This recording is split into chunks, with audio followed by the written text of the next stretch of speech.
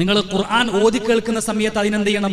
ശ്രദ്ധയോട് കൂടിയിട്ട് അതിനെ കേൾക്കണം എന്ന് പറയുന്നത്. ശാന്തമായിരുന്ന് ശ്രദ്ധയോട് കൂടിയിട്ട് ഖുർആനെ നിങ്ങൾ കേൾക്കണം.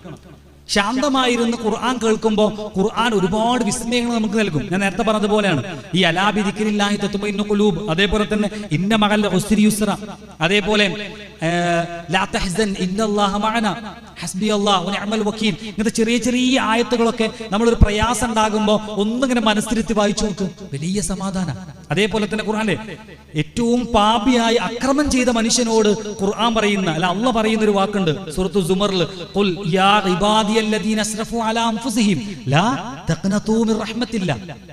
സ്വന്തം ആത്മാക്കളോട് അക്രമം പ്രവർത്തിച്ചു പോയിട്ടുള്ള എന്റെ ദാസന്മാരെ നിങ്ങൾ എന്താക്കരുത്, എന്റെ കാരുണ്യത്തിൽ നിരാശ ബാധിക്കരുത്, നിരാശ ഉണ്ടാക്കരുത് എന്ന്. ഇതൊരു തെറ്റ് ചെയ്ത് അറിയാതെ തെറ്റ് ചെയ്തു പോയി പശ്ചാത്തപിക്കണം എന്നുള്ള മനസ്സോട് കൂടിയിട്ട് ഈ ആയത്തൊന്ന് ശാന്തമായിരുന്നു എന്ന് വായിച്ചു നോക്ക്.